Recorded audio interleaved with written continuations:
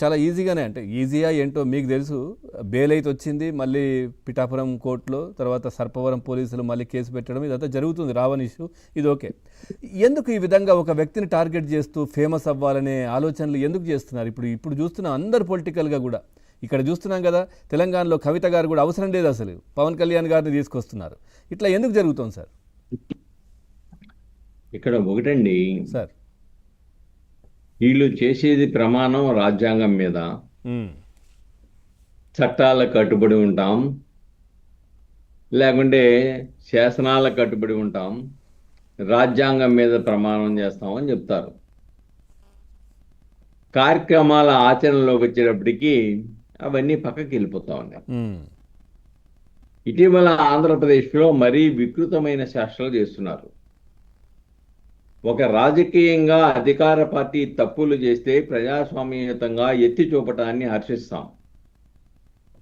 కానీ వ్యక్తులను, వ్యక్తుల యొక్క కుటుంబాలను వ్యక్తిత్వ హననానికి మహిళలను కూడా వదలకుండా చేస్తున్నటువంటి అది భావ ప్రకటన స్వేచ్ఛలో భాగం కాదు.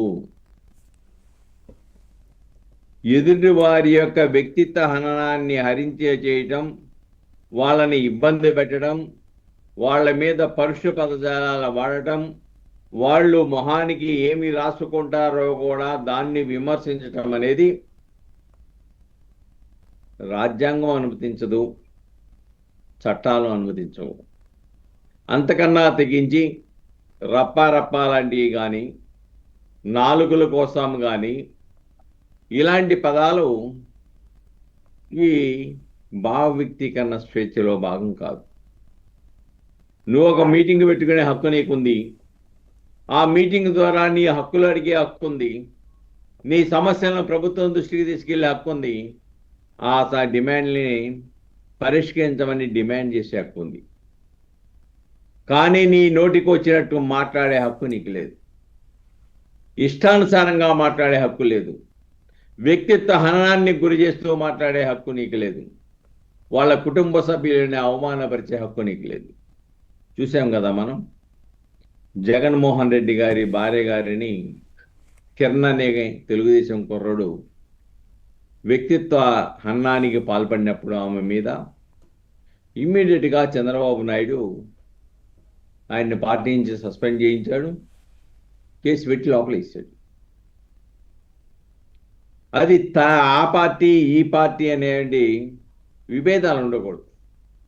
చట్టం ముందు ఎవరు తప్పు చేసినా ఆ తప్పు చేసిన వాడు శిక్ష పడాలనే నినాదమే రావాలి తప్ప దాంట్లో రాజకీయ జోక్యం చేసుకోవడం కానీ, లేకపోతే కుల రాజకీయాలు, చట్టాలు కులానికి ఒకటి ఉండదు, లేదంటే మతానికి ఒక చట్టం ఉండదు శిక్షా నేరాలకు సంబంధించి. కానీ ప్రతి విషయానికి కూడా దాన్ని కులంతో లింకు పెట్టడం అనేది జరుగుతూ ఉంది. దాన్ని తద్వారా కుల రాజకీయాలు చేయడానికి ప్రయత్నం చేస్తూ ఉన్నారు, కులాల మధ్య ఘర్షణలు సృష్టించడానికి ప్రయత్నం చేస్తూ ఉన్నారు. ఇవి ప్రజాస్వామ్య వ్యవస్థలో భావ వ్యక్తీకరణ స్వేచ్ఛకు కాదు.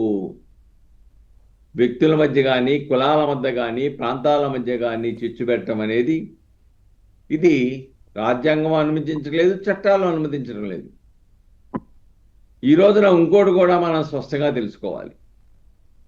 ఇందాక మీరు ఎవరో మాట్లాడారు, మిత్రులు మాట్లాడారు, రామ్మోహన్ గారు ఎవరో మాట్లాడారు, పిఠాపురంలో అరెస్ట్ చేశారు, బెయిల్ ఇచ్చేశారు. నెక్స్ట్ సర్పవరంలో అరెస్ట్ చేశారు, బెయిల్ ఇచ్చారు. ఇంకా బెయిల్ రాలేదనుకోండి సార్ అక్కడ సర్పవరం. బెయిల్ కాదు, సర్పవరంలో బెయిల్, సర్పవరంలో బెయిల్ కాదు, రిమాండ్ కాదు, నాన్ బెయిలబుల్ వారెంట్ గతం నుంచి పెండింగ్ ఉంది ఆ పోలీస్ స్టేషన్ లో, దాంట్లో అరెస్ట్ చేశారు. అది కేసు పెట్టిన దాంట్లో కాదు, ఓకే, పాత కేసు. పాత కేసులో నాన్ బెయిలబుల్ వారెంట్ ఉంది, దాన్ని ఎగ్జిక్యూట్ చేసి కోర్టుకు పెట్టారు, దాంట్లో రిమాండ్ ఇచ్చారు. మిగతా ఈ కేసుల్లో ఇప్పుడు వ్యక్తిత్వ హననానికి పాల్పడే నేరాలు ఏవైతే ఉన్నాయో ఇవన్నీ కూడా 7 సంవత్సరాల లోపు శిక్ష పడే నేరాలే. మరి ఇప్పుడు ఆయనకి ఎందుకు రాలేదు సార్ అప్పుడు టీడీపీకి సంబంధించిన నేతకు? ఒకటి అర్నేష్ కుమార్ అనే జడ్జిమెంట్లో ఒక అందరికీ కామన్గా చేయమని చెప్పలా. ఒక వ్యక్తిని అరెస్టు చేయవలసిన అవసరాన్ని మీరు రిమాండ్ రిపోర్ట్లో కనుక పొందుపరిస్తే, ఓకే, అరెస్టు చేయకపోతే అలాంటి నేరాలే చేస్తాడనో, లేకుంటే ఇతన్ని అరెస్టు చేయవలసినటువంటి ఆవశ్యకత ఏముందో, లేకుంటే గతంలో ఈయనకి నేర చరిత్ర ఉందా, ఇవన్నీ కూడా న్యాయస్థానం ముందు పెట్టేసి 7 సంవత్సరాలలోపు శిక్ష పడే నేరాల్లో కూడా న్యాయస్థానం ముందు ఆధారాలు పెట్టి అరెస్టు చేయడానికి కారణాలు చూపించగలగాలి మరి ఇక్కడ విచారణాధికారి. ఇప్పుడు ఈయన వీడియోలు కావచ్చు, ఇవన్నీ కూడా ఇష్టానుసారంగా మాట్లాడేవి చాలా ఉంటాయి. కానీ కరెక్ట్గా మరి ఈ పోలీసు యంత్రాంగం కరెక్ట్ పెట్టలేదు అనుకోవచ్చా?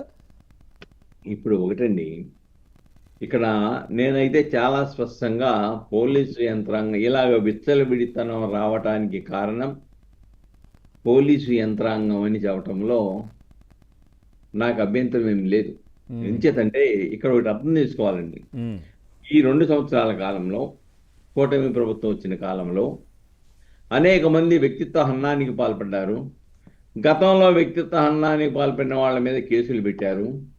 చాలా కేసులు ఇది బిలో 7 years కాబట్టి మేము దీన్ని వెనక్కిస్తున్నాము, సెల్ బాండ్ మీద వదిలేస్తున్నాము అని చెప్పి వదిలేశారు.